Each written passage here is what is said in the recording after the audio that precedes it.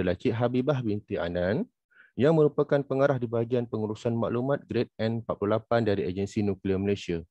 Beliau akan berkongsi tentang sesuatu yang sangat menarik pada pagi ini yang bertajuk Pendidikan Nuklear, Kehendak atau Keperluan.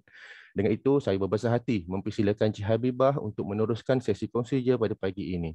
Tanpa membuang masa, dipersilakan Cik Habibah. Alright, terima kasih kepada Tuan Pengacara Majlis. Assalamualaikum warahmatullahi wabarakatuh. Salam sejahtera. Apa khabar semua? Saya harap semua dalam keadaan sihat-sihat lah ya.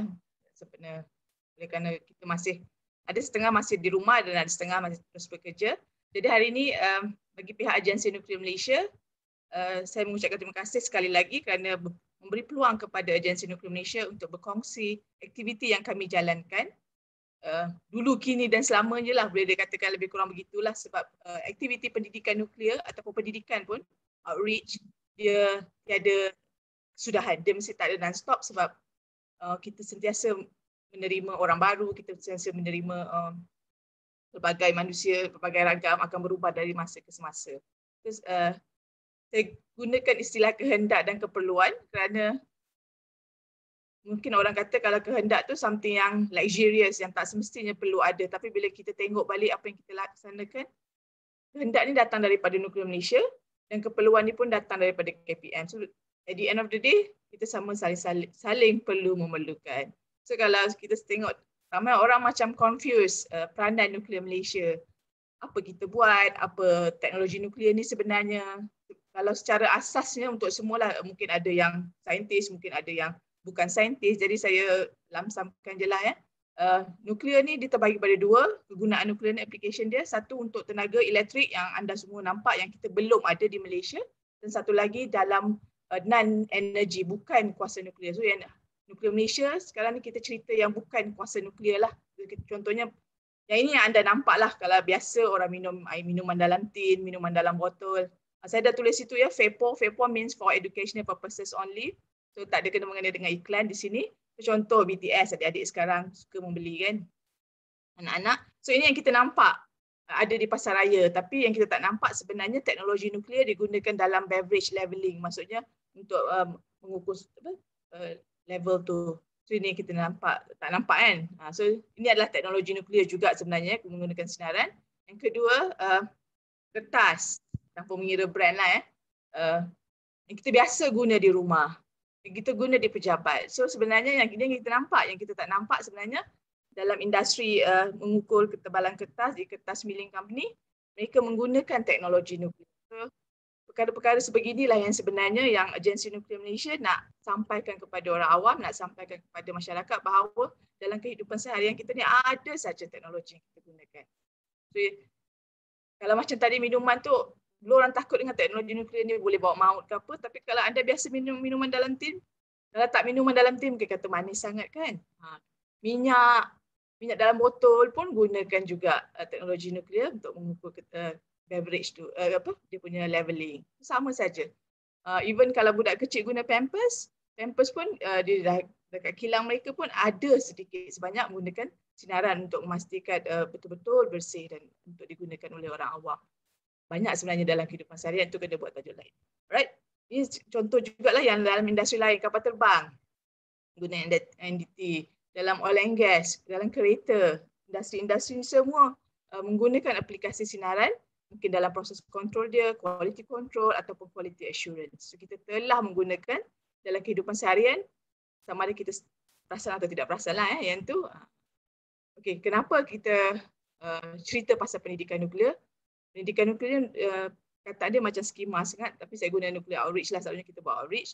Sebab kebimbangan masyarakat terhadap aplikasi nuklear, kemudian keperluan sumber, kita nak bangunkan sumber kita dari segi kepakaran dan kita nak tengok location kewangan.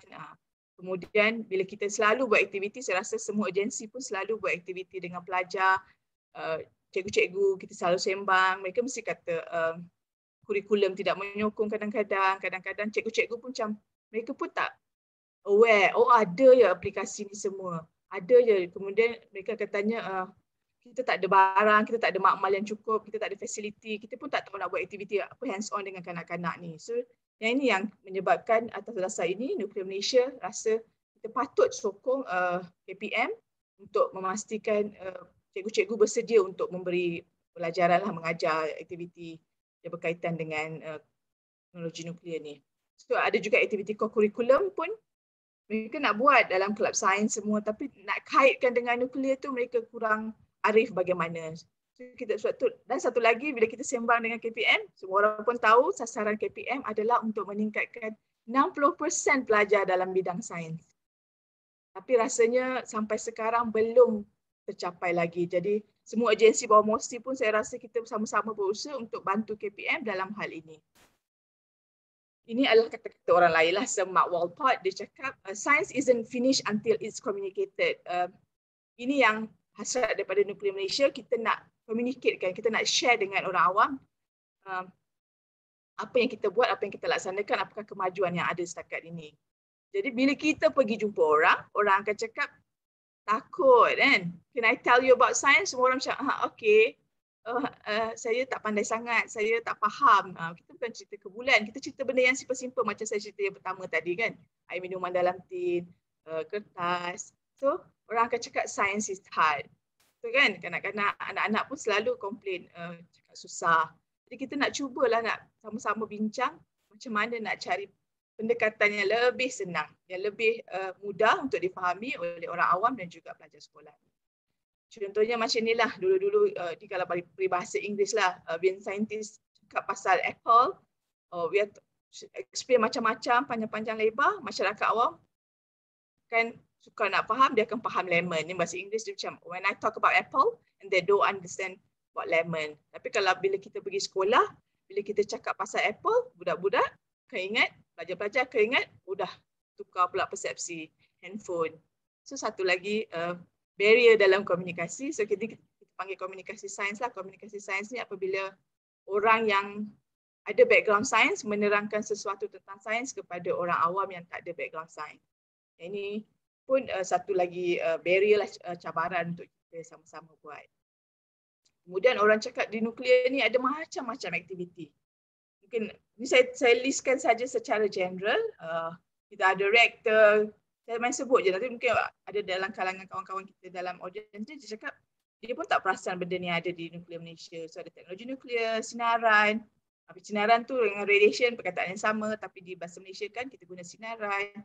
So, ada ujian tanpa musnah. So inilah perkara-perkara yang ada aktiviti bidang kepakaran di Nuklear Malaysia yang sebenarnya kita nak cuba bawakan kepada orang awam, kepada pelajar-pelajar untuk diberi pendidikan. Dan satu lagi memang role Nuklear Malaysia sebenarnya memberi pendidikan dan latihan nuklear. So, kalaulah ada agensi-agensi bawah MOSTI yang rasa kita nak tahu lebih lanjut tentang aktiviti-aktiviti ini, kalau you all nak buat kursus ke, pun boleh panggil Nuklear Malaysia dan kita boleh sama-sama share, dan mungkin bila kita bertukar pendapat tu kita boleh laymankan bahasa tu, tukarkan macam tu. Right? Ini adalah bidang kepakaran, saya tak explain lebih lanjut sebab boleh pergi website Nuklear Malaysia jugalah sebenarnya, ada di sana juga. Right? Kita fokus kepada program pendidikan nuklear ataupun di Nuklear Malaysia, saya dan kawan-kawan saya memanggilnya sebagai Nuclear Education Outreach ataupun NEO. Jadi bukan saja pada pelajar awam tetapi juga pada orang lah, pada orang awam, berbagai lapisan. Tapi yang hari ini kita fokus untuk pelajar lah. So fokus kita adalah untuk memperkenalkan subjek NST, Nuclear Science and Technology, melalui aktiviti pembelajaran dalam dan luar bilik darjah. Kemudian kita nak bina keyakinan, kepercayaan pelajar, guru-guru terhadap teknologi dan keselamatan nuklear. Kita juga plan untuk meningkatkan kesedaran tentang aplikasi nuklear dan sumbangan kepada kehidupan seharian. Kemudian kita nak bagi motivasi lah, menggalakkan pelajar memilih bidang berkaitan NST sebagai kerjaya. Macam yang tadi kita cakap, 60-40% tu masih belum tercapai, so dia mestilah ongoing lah, maksudnya mesti kena buat sentiasa. Okey, ini adalah aktiviti-aktiviti yang pernah Nuklear Malaysia jalankan yang lebih kepada core curriculum, maksudnya di luar bilik kelas.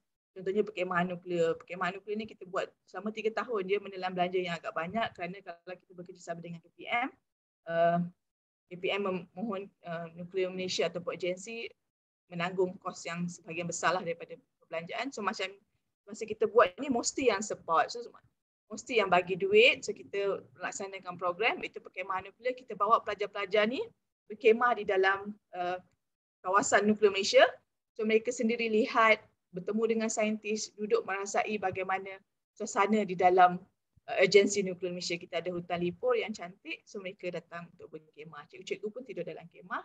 Hujan ke apa ke, mereka rasai bersamalah. So ada eksperimen, ada sharing session, ada quiz, kemudian ada lawatan fasiliti. So dalam yang eksperimen tu pelajar-pelajar dia masuk lab sebenar, buat aktiviti hands-on eksperimen betul-betul, kemudian dia present waktu malam, dia kena present apa yang mereka buat. So siapa yang menang kita bagi hadiah. Saya rasa kalau tak silap hadiah dia dalam RM1,000 wang cash kepada pelajar tu lah siapa yang menang. So something good dan diorang memang look forward lah yang ni, seronok kan. Tapi cumanya keadaan sekarang tak mengizinkan lah. Kemudian kita ada buat jelajah ikon saintis. Yang ini saya rasa kebanyakan agensi pun ada buat. Nuklear Malaysia, bukan saja ikon daripada Nuklear Malaysia ya, kita juga jemput saintis daripada universiti, pergi ke sekolah-sekolah. Kita sebenarnya lebih kepada untuk memotivasikanlah pelajar untuk memilih bidang sains lah, supaya mereka pilih career sains di masa hadapan. So buat pameran kecil, ada ceramah, aktiviti hands-on dan demonstrasi. Yang ini kita buat, sentiasa buatlah sebelum COVID itu hari, to stop semasa COVID. Kemudian ada satu special project daripada kawan-kawan saya di Agensi Nuklear Malaysia, dia namakan Nuclear BFF. Yang ini kita cuba fokus kepada pelajar kelainan upaya. Kadang-kadang mereka ni tertinggal daripada mainstream sekolahan yang utama. Jadi ini hanya untuk mereka yang aras IQ level melebihi 70%. Kita ajar yang sangat basic lah. Mereka ni dengan dalam bentuk gambar, dalam bentuk video. Dia tak ada ceramah macam biasalah. Dia punya mood sangat berbeza kerana pelajar-pelajar yang sebegini, dia perlu, dia tak boleh duduk dalam kelas macam biasa. So kita gunakan kenderaan, mobile, bawa naik van, pusing satu taman dan cerita dalam tu baru cerita sebab dia perlukan keadaan yang bergerak. Jadi dalam Nuclear BFF. Sebab objektif dia adalah pendidikan NST untuk semua. Kalau ada orang tanya, mereka ni ingat ke sampai sekarang? Itu kena tanya balik semula lah, kena buat balik follow up. Sebab kita yang manusia ni pun masa apa yang kita belajar di sekolah belum tentu kita ingat sampai sekarang kan. Jadi sebab itu saya kata pelajaran ni, pendidikan ni adalah continuous journey. Dia tak boleh stop satu masa. Right? Lawatan. Maksudnya Nuklear Malaysia menerima pelajar ataupun orang awam melawat. Kita juga ada open day, hari terbuka.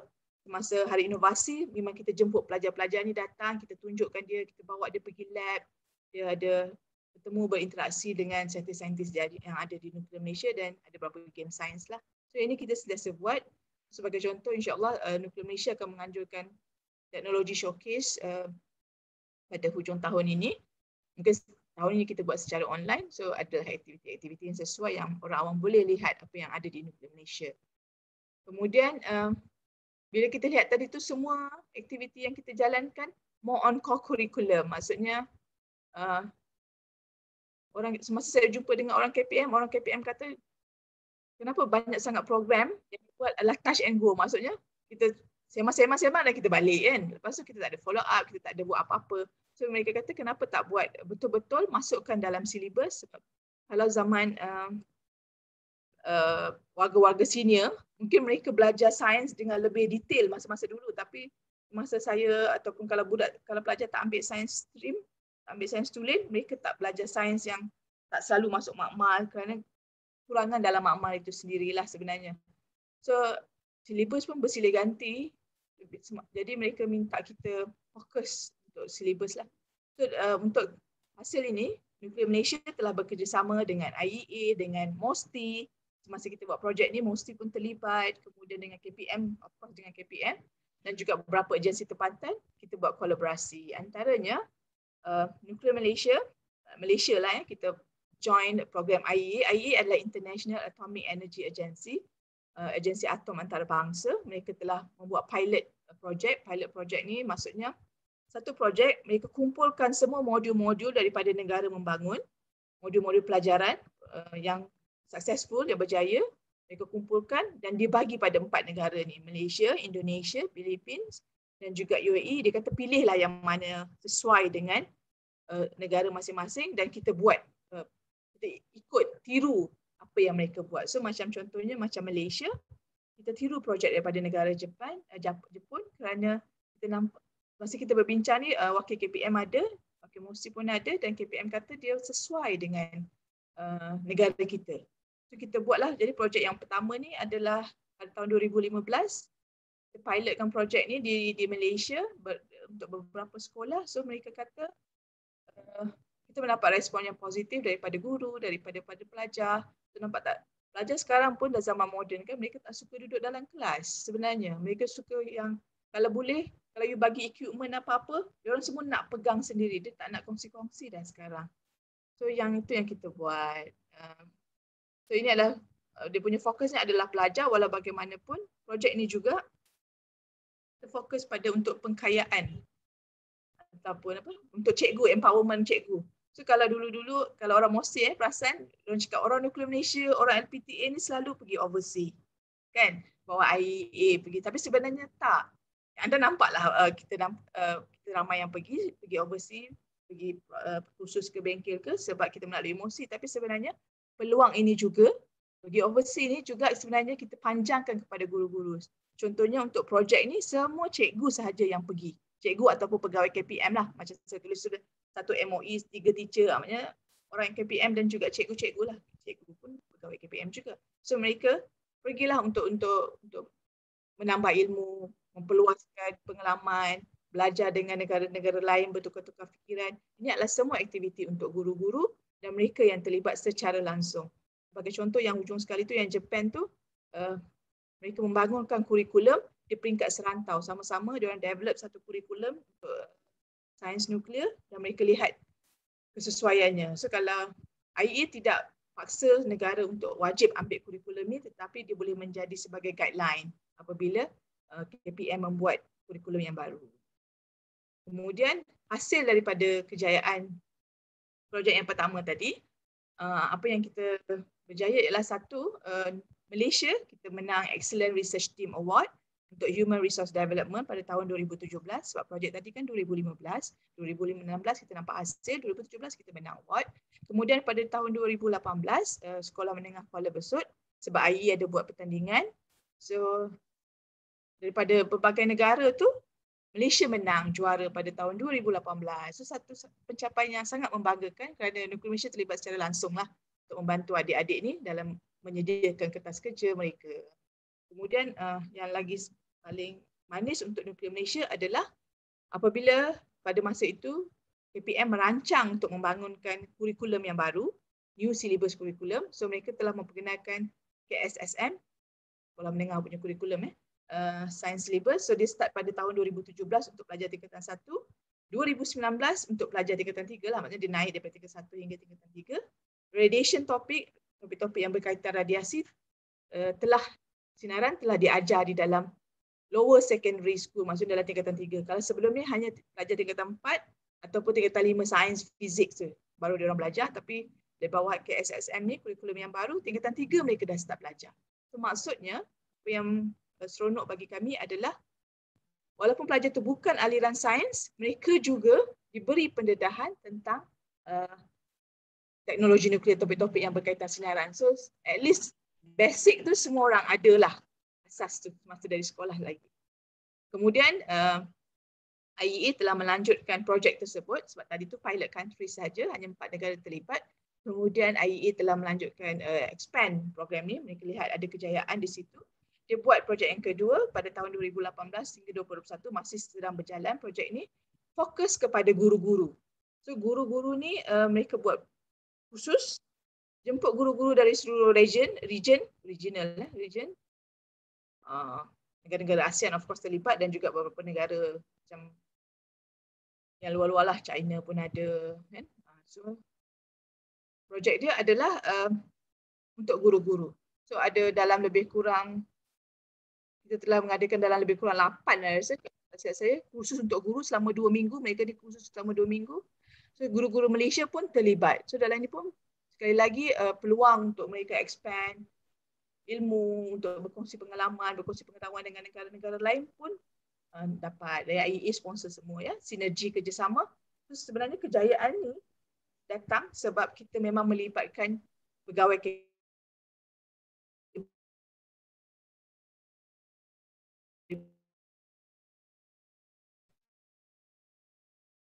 sebab untuk memberi ilmu kepada guru-guru, tapi kalau kita sendiri daripada agensi-agensi tak tolong, agak sukar untuk mereka. Sebab tu kita sentiasa bagi sokongan lah ya. Agensi kerajaan, pemain industri menyediakan kepakaran teknikal, maklumat saintifik.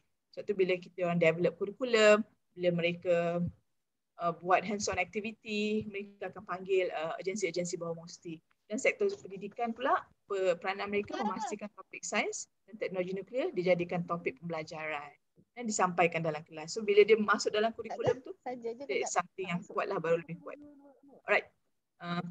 Secara ringkasnya lah, kita ambil yang jumlah pelajar tingkatan 3 sajalah. Maksudnya macam saya cerita tadi, kalau pelajar tu daripada tingkatan 3 dia telah belajar, maksudnya dia dah ada asas dalam kehidupan dia dan dia pernah diberi pendedahan tentang teknologi nuklear. Ini topik tingkatan 3 yang sekarang pada ni bermula pada 2019 tadi. Dia telah belajar sejarah penemuan radioaktif, atom dan nuklear, sinaran mengayon dan sinaran tidak mengayon, kegunaan sinaran radioaktif.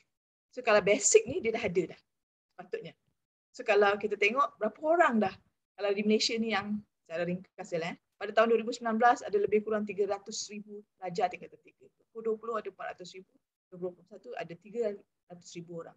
So maksudnya secara generalnya pelajar-pelajar ni telah belajar tentang topik yang berkaitan sinaran. So bila dia naik tingkatan 4, dia akan sambung lagi. Ini adalah topik-topik yang di cover dalam pelajaran sains tingkatan 4. Memahami bahan radioaktif, tenaga nuklear, kegunaan lain bahan radioaktif, kesan negatif. So kita balance lah, tak adalah kita kata semua yang baik saja. Kesan negatif pun dimasukkan dalam silibus. So saya harap pelajar-pelajar sekarang dia lebih terbuka dan dia lebih memahami lah apa yang nak disampaikan. So ini aktiviti semasa yang telah dijalankan di bawah projek tu. Tadi macam saya cakap, ada 9 sebenarnya khusus untuk cikgu-cikgu ni selama 2 minggu. Pergi ke US ada, pergi Australia ada, cikgu-cikgu kita ni pergi Indonesia, Filipina, semua mereka dah pergi. Maknanya cikgu yang berbeza-beza lah. Bila balik mereka wajib buat follow up training course, mereka expand the knowledge lah, train the trainers. Kemudian educational webinar series, yang ini dijalankan secara dari semasa ke semasa. The host, Malaysia pun ada host satu, cikgu-cikgu ni ataupun pegawai-pegawai daripada agensi nuklear dari negara-negara lain berkongsi apa yang ada tentang teknologi nuklear. Cikgu-cikgu ni boleh join secara percuma saja. Webinar semua orang boleh join lah. Bukan cikgu saja sebenarnya pun. Kemudian ada pertandingan, sekarang ni sedang berlangsung, ada 2 pertandingan NST, Education Competition, satu untuk cikgu, satu untuk pelajar. Deadline dia 19 September, siapa yang nak tahu lebih lanjut. Anak tuan-puan pun boleh join sebenarnya. Ini untuk pelajar sekolah menengah, secondary level students. So semua orang pun boleh join, dia video saja sekarang. Zaman-zaman sekarang semua sediakan video. Okay? Kemudian ada IEA juga menyediakan program Star Teacher National Fellowship, maksudnya cikgu-cikgu tempatan nuklear di Malaysia ni boleh akan diberi beasiswa untuk melanjutkan pelajaran dalam bidang sains yang berkaitan dengan STEM dan ditanggung oleh IEA. So yang ini kita tengah bantu cikgu-cikgu kita. So peluang-peluang untuk pelajaran ni bukan saja untuk cikgu tetapi juga untuk pelajar-pelajar. Okay, ini adalah contohlah yang telah Nuklear Malaysia anjurkan. Kita pernah jadi host untuk satu educational webinar. So sekarang ni oleh kerana zaman COVID, kita pun tak boleh pergi direct jumpa student. Program STEC pun dah tak ada dihentikan sementara. Kemudian banyak lagi program yang terpaksa dihentikan. So Nuklear Malaysia ada program Sembang Santai Saintis. Kita tukar approach. Kalau dulu-dulu kita buat, siapa-siapa nak join lah. Kita buat macam tu kan. Tapi sekarang kita sekolah yang host. Maksudnya bila kita sekolah yang host, pelajar-pelajar tu dia akan pilih topik, sekolah tu pilih topik, sekolah tu yang punya pelajar sahaja. Jadi bila dia berkomunikasi, interaction dengan saintis, dia lebih intimate, dia lebih close, dia tak ada malu-malu sangat. Tapi kalau terlalu ramai dengan sekolah yang dia tak kenal, dia mungkin segan. Tapi kalau yang sama kelas dia saja, ataupun sama rakan sekolah dia saja, dia tak segan. Jadi macam-macam soalan akan keluar, macam-macam soalan pertanyaan yang dia boleh tanya secara terbuka dan tanpa rasa bersalah lah kan. Tak adalah istilah soalan bodoh ke. Kalau dia kena gelak pun, dia kena gelak kawan-kawan dia. So dia lebih santai dalam pembelajaran program kita ni lah. Jadi sekolah yang approach kita, mereka yang host, mereka yang pilih tajuk. Kemudian macam tadi, ada sekolah dia risau dia nak buat aktiviti, tak ada barang, tak ada equipment. So Nuklear Malaysia juga kita buat satu projek, nama dia kita pinjamkan meter tinjau ataupun survey meter kepada sekolah.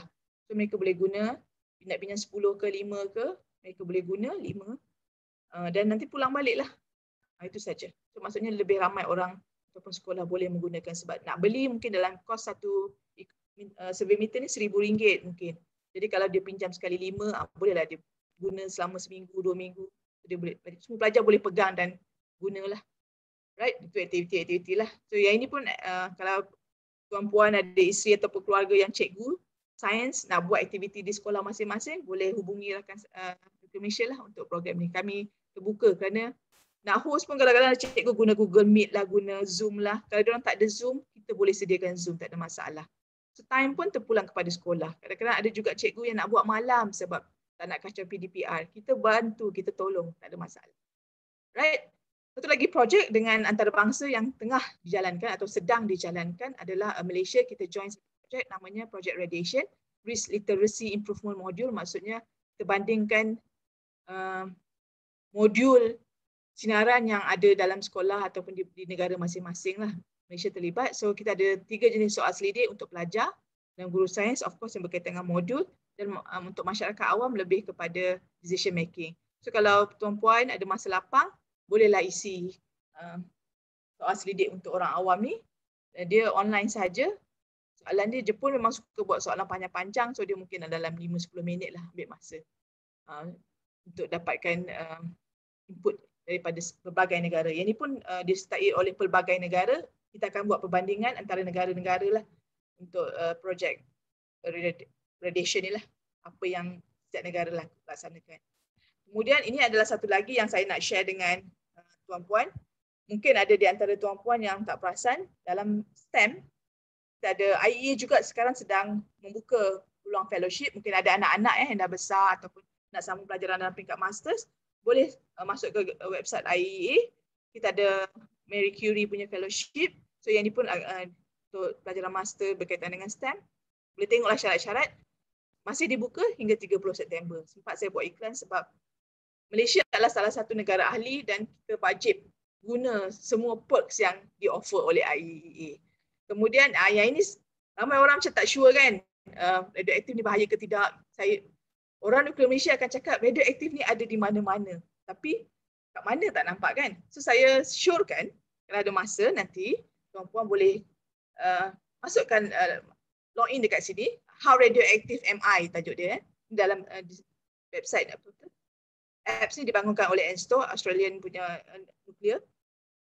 Dia sebenarnya untuk kanak-kanak lah, dia tak adalah very technical. So you masuk dalam ni, you boleh check kat mana kedudukan.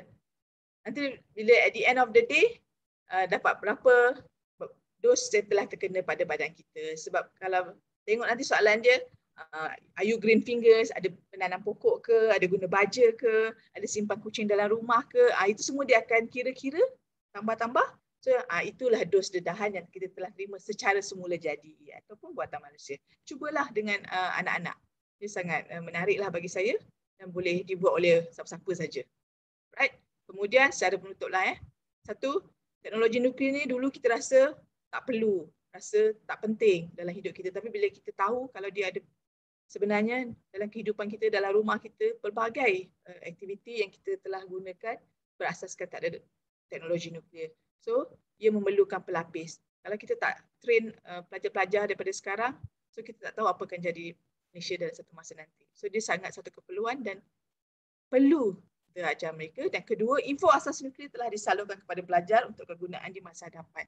So, kalau satu masa Malaysia membuat sesuatu polisi ataupun membangunkan satu aplikasi yang baru, fasiliti yang baru, meminta pendapat orang awam, so saya harap ilmu yang mereka dah ada tu mereka boleh gunakan semula.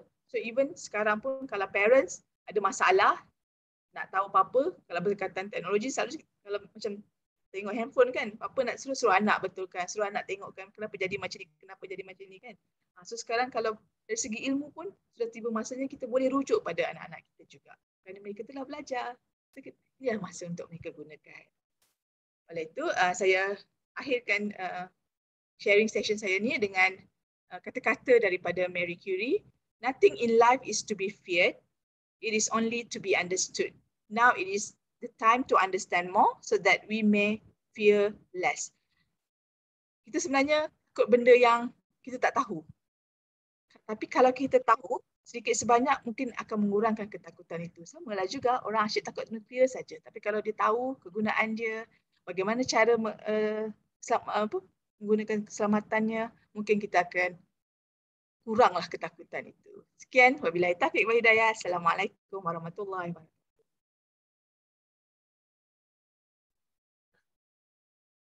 Okay, saya kembalikan. Okey, Cik Habibah, ada ke nak buka soalan kepada kita punya peserta hari ini? Boleh je. Okey, para peserta kita boleh buka soalan. Boleh tanya apa-apa soalan, apa yang terbuku di fikiran kan pada Cik Habibah kita.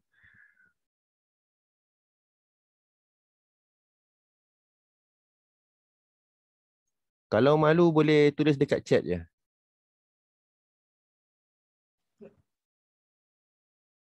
Assalamualaikum Cik Habibah. Boleh dengar ke? Dengar, saya dengar. Okey, saya Syaziah daripada BPS Musti. Jadi saya nak tanya satu soalan. Jadi adakah untuk tadi kalau tengok aktiviti yang disediakan oleh Agensi Nuklear Malaysia, kalau kita tengok banyak yang sebelum ni adalah seperti perkhemahan dan sebagainya. Jadi adakah kalau sekarang banyak yang aktiviti-aktiviti untuk approaching students maksudnya dalam online? Ataupun maksudnya kalau sekarang ni lah, kalau kita tengok aktiviti macam perkhemahan tu sangat menarik, tapi adakah sekarang diteruskan juga aktiviti seperti itu tapi dalam keadaan online? Okey. Itu saja soalan saya. Terima kasih. Okeylah, perkhemahan sebenar-benarnya lah secara jujur, personally saya rasa apa saja pelajaran ni, dia seronok berguru dengan face to face. Kan, you boleh nampak muka dia, you boleh nampak reaction dia. Kalau kita bila mengajar, kita nak tengok budak tu gelak, kita tengok dia gelak kuat, kita nak tengok dia gembira, senyum. So oleh kerana keadaan semasa ni membataskan pergaulan kita, perkhemahan tu sebenarnya tajaan Musti. Tajaan tu maksudnya kos semua, of course main cost tu dibayari oleh Musti, selebihnya untuk Malaysia lah. So dia memang tak boleh dibuat lah buat masa sekarang. Apa yang masa sekarang kita buat yang tadi lah, lebih kepada webinar, aktiviti kelas, maksudnya program santai saintis tu mereka jemput kita, dan juga kita juga plan nak buat, sebenarnya lebih lah sekarang ni kekangan dia lah wang, sebenarnya kita nak juga buat macam virtual tour kan, melawat satu fasiliti dengan secara virtual. So yang itu yang kita plan nak buat di satu masa nanti. So memang sekarang ni online lah, kita harap kita akan kembali ke dunia nyata lah selepas ini. Okey, terima kasih Puan Cik Habibah.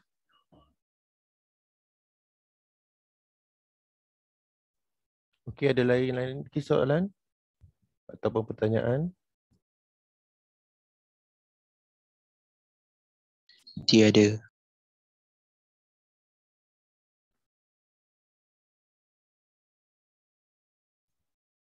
Okey, jika tiada lagi soalan dan pertanyaan, okey, saya alhamdulillah terima kasih di atas kongsian yang sangat bermanfaat daripada Cik Habibah. Okey, luar biasa dan sangat berinformasi serta membuka minda kita semua serta sangat jelas tentang kepentingan pendidikan nuklear pada negara kita. Kita juga boleh boleh memupuk minat dan galakan dalam bidang sains pada anak-anak kita ya. Sebab kita tengok macam saya sekarang 37, ingat 20 tahun lepas sekolah kampung, 2 aliran je, sastera dengan sains. Kebanyakan anak-anak kita zaman-zaman tu memang tak minat sains. Kebanyakannya kalau masuk kelas sains semua bukan mohon keluar untuk masuk kelas sastera. Jadi saya sekarang ni anak 3 orang memang saya pupuk 2 orang untuk minat sains lah. Okey, dengan ini saya akhiri sesi kongsi je pada pagi ini. Semoga ilmu yang kita terima menjadi sangat bermanfaat dan menimbulkan kesedaran pada kita semua. Okey, lindung diri, lindung semua. Sekian, terima kasih. Okey, terima kasih semua. Terima kasih semua. Okay. Bye. Terima kasih Cik Habibah. Terima kasih. Luangkan masa pagi ni.